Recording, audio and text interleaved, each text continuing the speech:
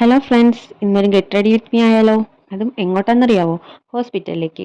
കുഞ്ഞിന് ഇന്ന് ഹോസ്പിറ്റലിൽ കാണിക്കുന്ന ഡേ ആണ്. അപ്പം നമുക്ക് പെട്ടെന്നൊന്ന് ഒരുങ്ങാം. ഞാൻ ദേ കുറച്ച് ക്രീമൊക്കെ ഇട്ട് പൗഡർ ഇട്ട് പിന്നെ കണ്ണെഴുതി മുകളിൽ മാത്രമേ എഴുതിയിട്ടുള്ളൂ കേട്ടോ. പിന്നെ കുറച്ച് ലിപ്സ്റ്റിക് ഇട്ട് ദേ പെട്ടെന്ന് തലയൊക്കെ കെട്ടി സെറ്റായിട്ട് വന്നു കേട്ടോ. എന്നിട്ട് കുറച്ച് സിന്ദൂരം ഇടുന്നുണ്ട്. പൊട്ടൊന്നും മാറ്റാൻ നിന്നില്ല കേട്ടോ. പൊട്ട് അത് തന്നെ വെച്ചിട്ടുണ്ട്. പിന്നെ ദേ കമ്മൽ എനിക്കൊന്ന് ഓക്കെ എല്ലാം തോന്നി. അങ്ങനെ ഗോൾഡ് കമ്മൽ മാറ്റിയിട്ട് ദേ വേറൊരു ചെറിയൊരു ഹാങ്ങിങ് കമ്മൽ ഇട്ടും പകരട്ടെ എന്ന് വിചാരിച്ച് കുറച്ച് പെർഫ്യൂമും കൂടെ സെറ്റ് ആക്കുന്നുണ്ട് കേട്ടോ.